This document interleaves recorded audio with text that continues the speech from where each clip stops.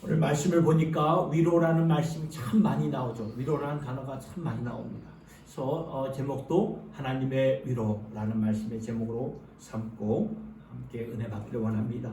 지난주부터 고린도후서 강의 말씀을 시작하면서 사도의 편지를 보았습니다. 고린도후서가 사도의 편지입니다. 바울의 서신서인데 여러분들도 아시다시피 신약 성경이 몇 권이나 있습니까? 27권 아닙니까? 그 가운데 22권이 사도의 편지로 구성이 되었고 그 가운데서 사도 바울이 13권의 편지를 썼기 때문에 사도 바울의 편지가 신약 성경 가운데 가장 많은 비중을 차지하고 있는 거죠. 약 한 반 정도를 차지하고 있는 것이죠. 그래서 지난주에는 그의 인사, 사도 바울의 인사말을 보았다면 오늘은 우리가 그 편지의 내용을 좀 중심 삼아서 보기를 원하는 바입니다. 오늘 본문은 하나님의 위로에 대한, 우리가 다 읽어봤듯이 참 위로라는 단어가 많이 나오듯이 하나님의 위로에 대한 말씀이 증거가 되고 있습니다. 그래서 3절을 볼까요? 3절을 보니까 찬송하리로다. 그는 우리 주 예수 그리스도의 하나님이시요 자비의 아버지시요 모든 위로의 하나님이시다.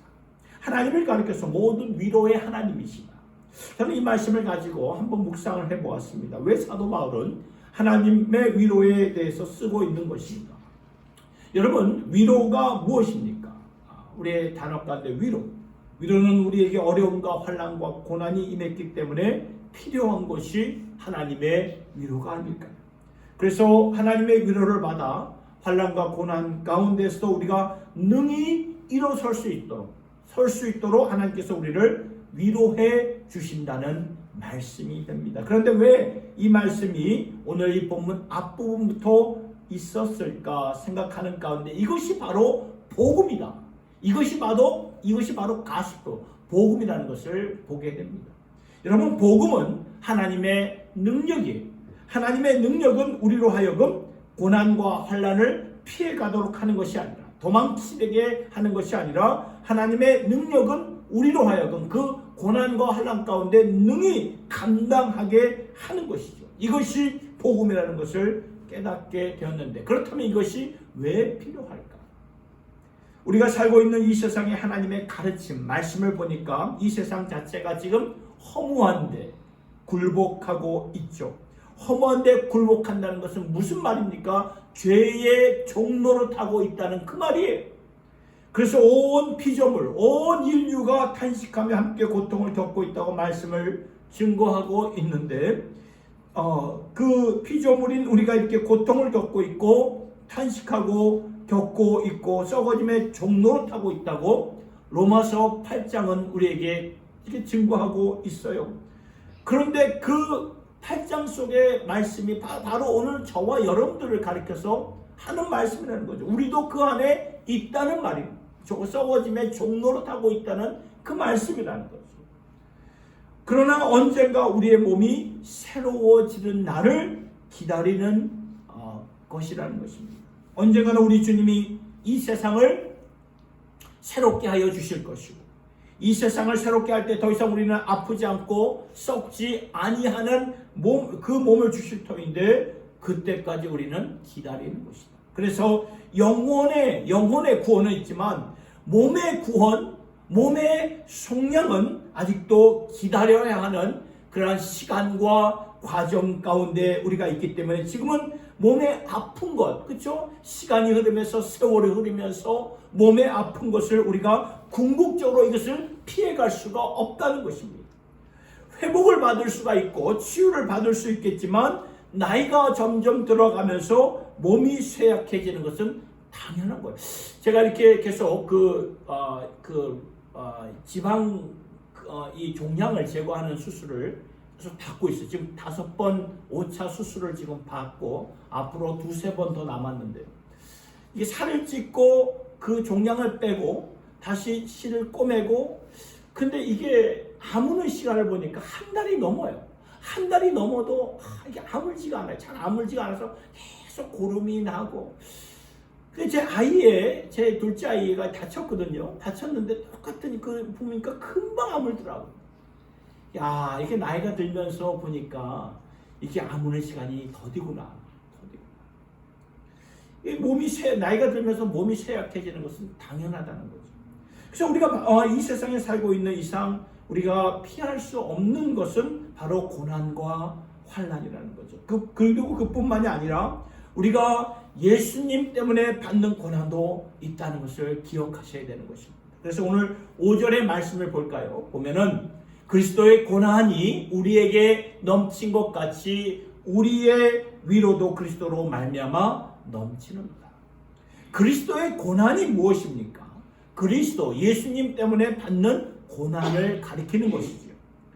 여러분, 예수님을 제대로 믿어보려고 할 때 고난이 있을까요? 없을까요? 고난이 있을까요? 없을까요? 있습니다. 분명히 고난이 있어요. 왜냐하면 이 세상의 풍조가, 오늘의 이 세상의 흐름이 어때요? 하나님을 거역하는 자리, 불순종하는 자리로 가기 때문에 예수님을 제대로 믿어보려고 할 때 고난이 임할 수밖에 없어요.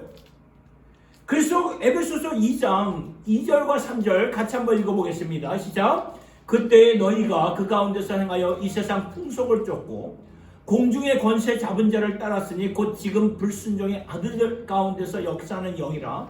전에는 우리도 다 그 가운데서 우리 육체의 욕심을 따라 지내며 육체와 마음에 원하는 것을 하여 다른 이들과 같이 본질상 진노의 자녀였다. 그렇기 때문에 이 세상의 풍조가 하나님을 거역하는 자리, 불순종의 자리로 항상 그러기 때문에 우리가 하나님을 향해서 그 순종의 삶을 살기 위해서는 거기서 오는 아픔과 고난과 어려움이 없을 수가 없다는 말이에요. 그래서 예수님이 마가복음 8장 34절 통해서 이렇게 말씀하셨어요. 무리와 제자들을 불러 이르시되, 그 제자들, 그때 제자들이지만 오늘 우리를 가리키는 것입니다. 아무든지 나를 따라오려거든 자기를 부인하고 자기 십자가를 지고 나를 쫓으라. 다른 길이 없다는 거예요. 다른 길이. 십자가를 지고 따르는 길밖에 없다는 것을 말씀해 주고 있어요. 그리고 예수님이 팔복에 말씀을 주시면서 마지막 8번째 복에는 무슨 말씀을 하셨냐면 마태복음 5장 10절에 의를 위하여, 의는 예수님을 가리키는 거예요. 핍박을 받는 자는 복이 있나니 천국이 저희 것입니다. 예수님 때문에 핍박을 받는 자 뭐가 있다고요? 복이 있다고 말씀을 하고 있어요. 예수님 때문에 박해를 받는 것, 이것은 예수님 보시기에 당연한 것이고 이것은 복이다, 축복이다 말씀을 하고 계시는 거예요. 그렇기 때문에 오늘 우리도 한번 이 말씀을 가지고 한번 진지하게 깊이 한번 생각을 해볼 필요가 있어요. 예수님 때문에 내가 지금 무슨 대가를 지불하고 있는 것입니다. 예수님 때문에 내가 손해를 본 것이 무엇이었을까? 한번 생각을 해봐야 돼요. 우리는 보통 이렇게 말을 안 하죠. 우리는 보통 예수 믿으면 잘 되고 예수 믿으면 형통하고 이렇게 말하는 경우가 많아요. 여러분, 예수 믿으면 복 받습니다. 맞는 말이에요. 틀린 말이 아닙니다. 그러나 이 복을 어떻게 우리가 생각해야 할까요? 궁극적인 복은 무엇입니까? 주님과 함께 동행하면서 세상이 모르는 그 은혜와 기쁨과 능력 가운데 사는 것이 진정한 복이에요. 그래서 성경은 세상살이 가운데 너희에게 복이 있다, 너희에게 고난이 있다, 나를 위해 제대로 살려면 십자가를 지면서 살아가야 된다 라고 분명히 말씀을 하셨습니다. 그렇기 때문에 오늘 고린도후서 본문의 말씀을 볼 때 위로라는 말씀이 너무나 많이 나오죠. 이 위로라는 말씀이 너무나 중요해요. 참 여러분, 예수를 제대로 믿으려면 대가를 지불하는 어려움이 있는 것은 당연한 것이기 때문에 그 위로는 참 필요한 것입니다. 이 위로는 하나님의 능력이 되고 하나님의 능력은 복음이죠. 그래서 우리가 이 복음의 능력을 받아 하나님의 위로를 받고 살아가게 되면 우리가 삶 가운데 어떠한 어려움을 당할지라도 그 안에서 감당할 수 있는 하나님의 권속들이 된다는 것을 믿으시며 그러한 백성들이 될 수 있기를 예수님의 이름으로 축복합니다. 이것이 고린도후서의 말씀을 여는 서론의 말씀인데 3절부터 11절까지 이제 말씀을 볼 때 여기서 하이라이트가 되는 한 세 가지를 함께 나누려고 합니다. 첫 번째는 이 3절에서 11절까지를 볼 때 우리를 위로해 주시는 하나님을 보게 됩니다. God of all comfort라고 하죠. 모든 위로의 하나님이시기에 모든 환경에서 우리를 위로해 주시는 분. 그래서 4절의 말씀을 보니까 이렇게 나와 있어요. 우리의 모든 환난 중에서 우리를 위로해 주시사 우리의 모든 환난 중에서 여러분이 지금 겪고 있는 환난, 어려움, 아픔이 무엇인지 저는 잘 모르겠지만 그 가운데서 우리를 위로해 주시는 하나님의 능력이 있다고 말씀은 증거하고 있어요. 에이, 그런 게 어디 있어? 그런 게 어디 있어? 혹시 우리의 마음속에 그런 마음이 있다면 우리는 그 마음을 바꾸셔야 돼요. 믿음은 하나님의 말씀 그대로 믿어버리는 것이 믿음이에요. 모든 환난 중에 위로해 주신 하나님, 이것이 어떻게 가능할 수 있을까? 성경을 보니까 분명히 말씀해 주십니다. 우리의 고통을 주님이 아실까요? 모르실까요? 아신다는 거예요. 사도행전 9장 4절에서 5절의 말씀을 보니까 바울이 되기 전에 그의 이름은 어떠한 이름이었습니까? 사울이었죠. 사울은 유대인이었고 가말리아의 문화에서 배웠던 아주 박식한 그러한 자였고 바리새인 중에 바리새인이었기 때문에 이 사울이 유대인으로서 그 당시 기독교인들을, 예수 믿는 자들을 핍박했던 때가 있었는데, 언젠가 그 사울이 다메섹 도상, 그때도 예수 믿는 자들을 핍박하기 위해서 다메섹 도상으로 가는 도중에 누구를 만나게 됩니까? 예수를 만나게 돼요. 하늘에서 빛이 그를 비추게 됩니다. 사도행전 9장 3절에서 5절을 보니까 사울이 행하여 다메섹에 가까이 가더니 호련히 하늘로서 빛이 저를 둘러 비추는지라 땅에 엎드러져 들으매 사울만 듣는 거예요. 주위의 사람들은 못 듣고 사울만 듣는 거죠. 소리쳐 가라사대 때 사울아 사울아 내가 어찌하여 나를 핍박하느냐 하시거늘 대답하여 사울이 주여 니시오니까 가라사대 때 나는 내가 핍박하는 예수라. 지금 사울이 교회를 핍박했죠. 성도들, 교회를 핍박했다는 말은 성도들을 핍박했다는 말이죠. 그런데 예수님이 성도들을 박해하는 것은 곧 나를 박해하는 것이다. 나를 핍박하는 것이다. 성도의 아픔과 내 아픔은 함께 가는 것이다. 함께 같이 가는 것이다. 여러분, 이 말씀을 깊이 한번 생각해 보십시오. 굉장한 위로가 임하게 된다는 것입니다. 주님께서 우리의 아픔 가운데 우리의 아픔을 같이 느껴주신다는 말씀입니다. 이사야서 53장의 말씀, 우리가 잘 아는 말씀이죠. 이 교회만 성찬식 때 이제 그 말씀을 인용을 하는데, 예수님을 가리켜서 그가 상하심으로, 그가 찔림으로, 그가 채찍 맞음으로 우리가 나음을 입었다고 말씀을 하시는데, 그러니까 우리의 몸의 아픔이 예수님께로 전달이 되어서 그분의 능력과 은혜로 말미암아 회복이, 치유가, 위로가 임해진다는 그 말씀이라는 거죠. 그러니까 예수님이 우리의 아픔을 아신다는 말씀이에요. 우리의 아픔을 아시기 때문에 우리를 친히 위로해 주실 수 있는, 지금 내게 필요한 위로가 무엇이고 능력이 무엇이고 은혜가 무엇인가를 아시고 예수님께서 채워주신다는 말씀. 그러면 우리의 마음속에 어떻게 하나님이, 주님이 우리의 연약함을 아실 수 있으실까? 어떻게 아실 수 있을까요? 이걸 생각해 볼 때 예수님이 어떠한 몸을 갖고 이 땅에 오셨나요? 인간의 몸을 입고 오시지 않았습니다. 그래서 지금 내가 당하고 있는 아픔을 친히 느끼시는 분이시고, 그래서 우리를 고쳐 주실 수가 있고 위로해 주실 수가 있는 것입니다. 그래서 사도 바울은 오늘 본문 5절에서 말씀을 하죠. 5절과 7절을 보니까 그리스도의 고난이 우리에게 넘친 것 같이 우리의 위로도 그리스도로 말미암아 넘치는도다. 7절 너희를 위하여 우리의 소망이 견고함은 너희가 고난에 참여하는 자가 된 것 같이 위로에도 그러할 줄을 압니다. 저는 믿어요. 하나님께서 여러분들을 만나주시고 만져주시고 필요한 은혜를 주시는 줄로 믿습니다. 그 은혜를 받아 이 어려움과 아픔 가운데 주님의 위로와 은혜를 받으실 수 있기를 예수님의 이름으로 축복합니다. 두 번째, 오늘 말씀을 통해서 우리가 받은 은혜를 가지고 다른 사람을 위로하게 하신다는 거예요. 이게 두 번째 하이라이트인데요. 4절의 말씀을 보니까 우리의 모든 환난 중에서 우리를 위로하사, 그러니까 하나님은 우리의 아픔과 고난을 낭비하지 않으신다는 말인데 무슨 말입니까? 우리의 고난은 다 누구에게나 고난이 임해. 근데 그 고난은 무의미한 고난이 아니라 의미가 있는 고난이라는 그 말씀이라는 거예요. 여러분, 여기 그 본당에 놓여진 그 피아노를 한번 보세요. 피아노 안에 뭐가 있을까요? 뭐가 있죠? 피아노 뚜껑, 이게 뚜껑을 열면 뭐가 있죠? 수많은 쇠줄이 이렇게 얼마나 많은지 몰라요. 아마 수천 개는 이렇게 있을 거예요. 저 쇠줄이 엄청난, 여러분 이게 당기고 있지 않습니까? 서로 당기기, 텐션으로 만들어진 것이 피아노예요. 근데 그 피아노에 만들어진 원 프레임은 뭐예요? 나무입니다. 나무. 근데 그 나무가 어디서 만들어진 거냐면 높은 산에 있는 나무들로 만들어진 그러한 피아노 나무라는 것입니다. 높은 산에 있는 나무는 어떻습니까? 비바람이 치고 벼락이 떨어지고 그런 상황 속에서 뽀개지거나 넘어지거나 그런 나무가 아니에요.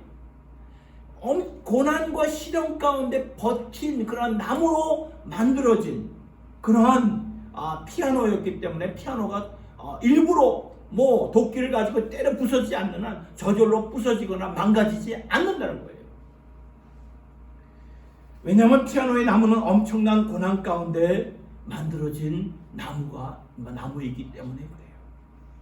여러분 시편을 보면 거의 다 아픔 가운데 쓰여진 말씀이죠. 아름다운 찬송과 노래가 말할 수 없는 그 아픔과 고난 가운데 누구를 바라보면서요? 하나님 아버지를 바라보면서 하나님의 위로를 받으면서 하나님의 소망을 두면서 하나님의 도움을 받으면서 쓴 말씀이 시편 말씀입니다. 그러니까 우리의 진정한 찬송과 노래는 바로 아픔 가운데 있구나, 이것을 볼 수 있어야 된다는 거예요. 그러니까 아픔과 고난이 무의미한 것이 아니라 아픔과 고난을 가지고 하나님께서는 목적과 의미를 가지고 당신의 영광을 위해서 사용하시겠다는 그 말씀이라는 거죠. 그래서 오늘 본문 4절의 말씀을 보니까 우리의 모든 환난 중에서 우리를 위해서 우리로 하여금 하나님께 받는 위로로서 모든 환난 중에 있는 자들을 능히 위로하게 하시는 이시로다. 이것을 가지고 오늘 남들을 도울 수 있는 성숙한 그릇들로 하나님께서 만들어 주신다, 빚어 주신다는 말씀입니다. 여러분 우리가 살다 보면 아픔을 피할 수가 없지만 그 아픔 가운데 하나님께서 만들어 주시는 영적인 모습이 우리의 뭐가 되죠? 영성이 되고 우리 안에 능력이 되고 사람들과 같이 공감할 수 있는 은혜가 되고, 이것은 하나님이 우리에게 허락하신 축복이라는 말씀이 된다는 것입니다. 그래서 고난은 우리에게 이걸 피해가는 게 아니에요. 피해갈 수도 없고, 고난은 우리에게 불가피한 것이지만 이것을 가지고 하나님이 사용하시기 때문에 우리에게 아픔이 있고 고난이 있고 그 고난 가운데 받은 위로가 있었다면 성도들과 함께, 우리의 형제 자매들과 함께 나눠야 한다는 거죠. 위로를 하라고 주신 거예요. 나만 위로를 받는 게 아니라 우리의 지체들과 함께 위로를 같이 나누라고 하신 말씀입니다. 여러분, 우리의 성숙함은 고난 가운데 받은 위로를 가지고 남들을 위해서 남들을 축복하며 이렇게 축복의 통로로 살아가라는 말씀이 오늘 말씀에서 또 주시고자 하는 영적 교훈이라는 것을 또 새길 수 있기를 바랍니다. 사랑하는 성도 여러분, 내가 지금 환난과 어려움을 겪고 있다면 이런 어려움 중에 하나님께서 내 마음에 새로운 노래를 주시려고 하시는구나. 언젠가 그 노래를 가지고 하나님께 영광을 돌릴 것이고 주위의 많은 또 주위의 이 형제 자매들에게 위로를 주는 그러한 삶이 되어야 되겠구나. 이러한 마음뜻으로 하나님 앞에 또 새롭게 나올 수 있기를 예수님 이름으로 축복합니다. 세 번째 또 주시고자 하는 영적 교훈이 있습니다. 그것은 환난 가운데 우리로 하여금 더욱 하나님을 의지하라. 그 말씀을 주시는 거예요. 여러분, 오늘 본문 말씀 8절과 9절의 말씀을 보니까 이렇게 나와 있죠. 형제들아, 우리가 아시아에서 당한 환난을 너희가 알지 못하기를 원치 않으니 힘에 지나도록 심한 고생을 받아 살 소망까지 끊어지고 우리 마음의 사형 선고를 받은 줄 알았으니 이는 우리로 자기로 의지하지 말고 오직 죽은 자를 다시 살리신 하나님만 의지하게 하라. 보셨나요? 바울이 지금 아시아에서 복음을 전하다가 사형 선고를 받는 것처럼 너무나 힘들 그럴 때가 있었던 거죠. 그럴 때가 있었는데 하나님께서 그 고난이 아닙니까? 힘든 때가 고난 아닙니까? 그 고난을 허락하신 이유는 우리로 하여금 하나님만을 의지하면서 살라고, 자신을 의지하지 말고 하나님을 매 순간순간 의지하며 죽은 자를 다시 살리신 하나님만을 의지하며 살라고 말씀하신 거예요. 그렇습니다, 여러분. 우리도 지금까지 살아왔을 때, 지나온 삶을 살아볼 때 내 몸이 건강할 때보다 연약할 때 누구를 더 의지하게 되죠? 하나님 아버지를 의지하게 되지 않습니까? 우리가 부유할 때보다 부족할 때, 모자랄 때 하나님을 더 의지할 수밖에 없지 않습니까? 그런데 여러분, 하나님을 의지하며 산다는 것은 오늘 이 고린도후서의 말씀뿐만 아니라 구약 성경의 잠언서의 말씀을 보아도, 잠언 3장과 5절 6절의 말씀을 보세요. 같이 한번 읽어볼까요? 너는 마음을 다하여 여호와를 의뢰하고 내 명철을 의지하지 말라. 너는 범사에 그를 인정하라. 그리하면 내 길을 지도하시리라. 그러니까 내 명철을 의지하지 마라. 분명히 말씀하고 있어요. 마음과 뜻을 다하여 하나님을 의뢰하라. 범사에 그를 인정하라. 그리하면 내 길을 지도하시리라. 여러분, 우리가 내 명철을 의지하지 않고 하나님을 의지하며 사는 것은 우리의 삶의 가장 근본적인 지식이고요, 이게 근본적인 지혜요 축복의 삶인데, 우리가 언제 하나님을 진정으로 의지하며 살아가게 됩니까? 환난과 어려움과 고난 가운데 의지하게 된다는 말씀이죠. 우리는 지금까지 보면 내 힘과 내 머리로 살았던 적이 많지 않았습니까? 저도 그랬어요. 그런데 보니까 하나님이 도우시지 않으면 한 걸음도 걸어갈 수가 없구나. 그것을 한순간 깨닫게 되더라고요. 그전까지는 난 젊었어. 나는 힘이 넘쳐. 내가 내 힘으로 얼마든지 할 수 있어. 이런 마음이 다 이렇게 제 마음을 다 이렇게 사로잡고 있습니다. 어느 한순간 하나님이 도우시지 않으면 나는 이렇게 걸어갈 수가 없는 존재입니다. 여러분, 야곱을 보세요. 야곱의 이름은 무엇입니까? 속이는 자, 사기꾼이에요. 사기꾼. 속이는 자, 사기꾼인 야곱을 하나님께서 약복강가에서 그의 환도뼈, 엉덩이 뼈를 내리치심으로 말미암아 그 야곱의 이름을 뭘로 바꾸십니까? 이스라엘로 만드셔가지고 매 순간 하나님만을 바라보는 사람, 한 나라의 아비로, 리더로 세우심을 보듯이 하나님을 이렇게 매 순간 의지하는 것이 이렇게 중요하구나라는 것을 깨닫게 되지 않습니까? 모세도 여러분 노예 가운데 있는 이스라엘 백성들을 이끌어낸 위대한 지도자가 아니었습니까? 그런데 성경은 모세를 가리켜서 뭐라고 말씀하시는가? 사도행전 7장 29절을 보니까 이렇게 나와 있어요. 모세가 이 말을 인하여 도주하여 미디안 땅에서 나그네가 돼요. 거기서 아들 둘을 낳았다. 여러분, 이 말씀을 잘 보세요. 모세가 40년 동안 바로의 궁전에서 자라면서, 모세가 위치가 무엇이었습니까? 바로의 딸의 그 양자로 입양이 돼서 왕자의 삶을 살았던 그 모세였어요. 그래서 이 모세의 마음속에 늘 때가 되면 내가 영웅이 돼요. 요즘 임영웅이라는 그 친구, 아주 트롯계에 아주 떠오르는 샛별 아닙니까? 영웅. 이 모세도 말이 영웅이 되어가지고 내가 우리 이 이스라엘 내 백성들을 구출하여 내리라. 이런 자신의 확실한 소명 의식에 살았고, 때가 되면 이 자신의 이 왕자의 권한, 왕자의 그 힘을 가지고 백성들을 구하려고 했는데, 결국 자신의 그 능력, 왕자의 능력, 이것 때문에 사람을 로마 사람 바로의 그 군인을 죽이지 않았습니까? 그것 때문에 사람을 죽였고, 사람을 죽인 일로 인해서 모세가 어떻게 됩니까? 미디안 광야로 도망하는 그러한 신세가 돼. 거기서 나그네가 되어서 말씀을 보니까 아들 둘을 낳았다. 여러분, 우리가 볼 때에는 바로의 딸의 아들로서 양자로 자라면서 거기서 이제 모세가 때가 되면 그 이스라엘 백성들을 구출하고 이끌어낼 수 있는 하나님의 사역자가 될 거라고 우리는 그렇게 생각이 돼요. 되지만 하나님의 관점에서는, 하나님의 생각에서는 아니었던 거죠.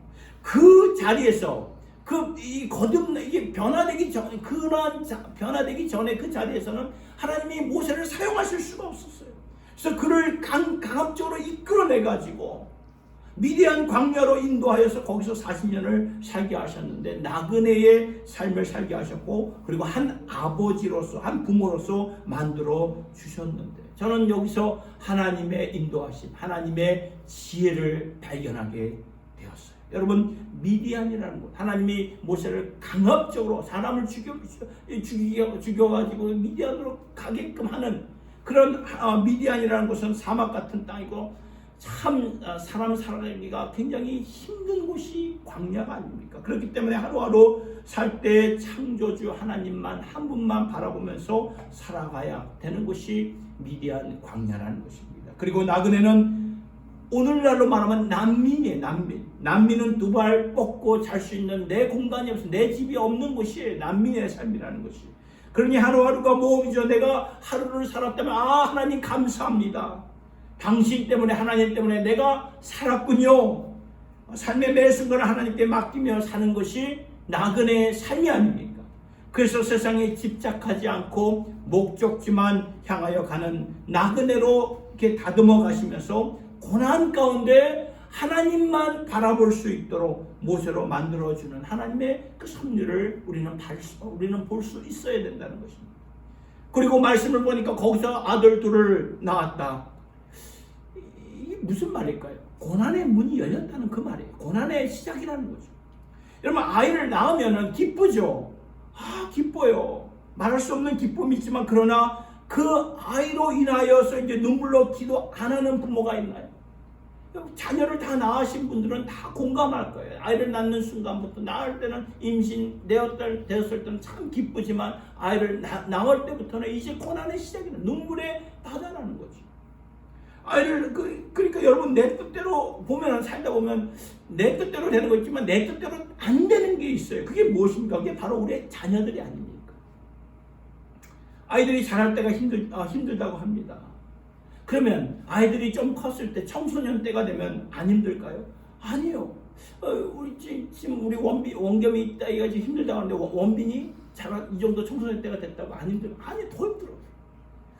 그러면 이 아이들이 이제 성년이 되었으면, 이제 18살이 넘어서 성인이 되었으면 안 힘듭니까? 그렇지 않아요. 앞으로 나아가면 나아갈수록 더 많은 자녀를 위해서 많은 기도 제목이 생긴다는 거예요.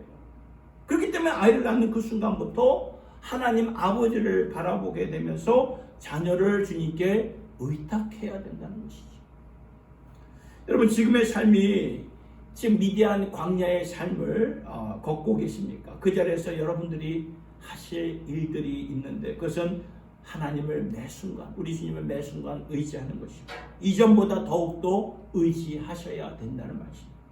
지금 나그네처럼 두렵고 내일이 보장이 안 되는 그러한 아픔을 가지고 살아가고 계십니까? 어차피 내일을 보장하는 사람 아무도 없어요. 아무도 없습니다. 내가 아무리 부유하고 건강할지라도 내일을 보장하는 사람 아무도 없어요. 이것은 하나님이 우리의 삶 자체가 너희들의 삶은 나그네 삶이야, 이것을 알려주는 거예요. 깨달음을 주시는 거죠. 따라서 나그네 인생 가운데 우리는 매일매일 주님을 따라 바라보면서 그 주님을 의지하여 여기에 감사가 넘쳐날 수 있기를 예수님의 이름으로 축복합니다. 우리의 자녀들이 여러분 부모의 곁을 떠나게 됩니다. 성령이 되면 그 자리에 하나님이 계셔요. 자녀들과 함께, 하나님이 함께 그 자녀들 마음속에 있어요. 오늘 주일인데 예배에 빠지지 않고 주님을 찾을 수 있도록, 주님의 몸된 교회를 찾을 수 있도록 하나님이 인도해 주셔야죠. 우리 부모가 어떻게 자녀가 성령이 됐을 때까지도 그렇게 계속 얘기할 수 있겠습니까? 하나님이 인도해 주셔야 된다는 거예요. 그렇기 때문에 부모된 우리는 매 순간 하나님을 의지하면서 우리 자녀를 하나님께 맡기면서 살아가야 된다. 환난과 고난 가운데 우리가 이것을 배우게 된다는 것이죠. 이것이 얼마나 감사한지 모르겠습니다. 말씀을 맺습니다. 여러분, 오늘 주시는 말씀은 하나님은 모든 위로의 하나님이 되시고 모든 환난 가운데 우리를 능히 위로해 주시는 그런 하나님이 되시기 때문에, 그래서 우리가 받은 위로를 가지고 다른 지체들을 위로할 수 있도록 우리를 더욱더 성숙한 그릇으로 만들어 가신 하나님의 인도하심을 오늘 마음판에 또 새길 수 있기를 예수님의 이름으로 축복합니다. 그리고 환난과 역경과 고난이 임하였을 때 예수 믿는 우리 생각부터 우리가 바꾸셔야 됩니다. 하필이면 왜 일이 나에게 있을까? 왜 일이 나에게만 있을까? 이렇게 생각하는 것이 아니라 이런 일 나에게도 있을 수가 있어. 그러나 이 일은 내가 감당할 수 있는 것이고 하나님께서 허락하신 것이다. 하나님을 더욱 의지하면서 나는 이 일을 이겨나갈 것이다. 이렇게 하나님을 더욱 의지하면서 승리하며 살아갈 수 있기를 예수님의 이름으로 축원합니다. 기도하겠습니다. 하나님 아버지, 우리 가운데 미디안과 같은 삭막한 길을 걷고 있는 자들이 있을 수가 있고요. 나그네처럼 내일이 보장 안 되는 두려움과 불안 속에 거하는 자들이 있을 수가 있고, 우리 가운데는 자녀들로 인해 눈물을 흘리는 분들이 있을 수가 있고, 그 밖에도 우리의 몸이 쇠약해진 분들이 있을 수도 있습니다. 이 모든 상황 가운데 우리를 위로해 주시는 하나님이 되심을 바라보시면서 이 시간 주의 백성들을 위로해 주시고 거뜬히 감당할 수 있는 위로를 주셔서 이 가운데서도 더 아름다운 노래를 부르는 주님의 권속들 되게 하여 주시옵소서. 그리고 아픔과 고난 가운데 우리에게 주신 위로로 말미암아 우리 주위의 이웃들 형제들을 위로할 수 있는 축복의 통로로 인도하여 주시고 숨쉬는 순간순간마다 주님을 의지하여 십자가의 은혜로 붙잡아 주시기를 원하옵나이다. 어려운 가운데 왜 나에게 이런 일이 있을까? 그런 우리의 생각과 마음 자세가 아니라 나에게도 이러한 일이 일어날 수 있고 이 일을 통해서 거뜬히 내가 감당할 수 있도록 하나님이 허락하신 것이다. 이러한 새로운 마음과 자세로 이겨나갈 수 있는 주님의 권속들 되게 하옵소서. 예수님의 이름으로 기도드리옵나이다. 아멘. 466장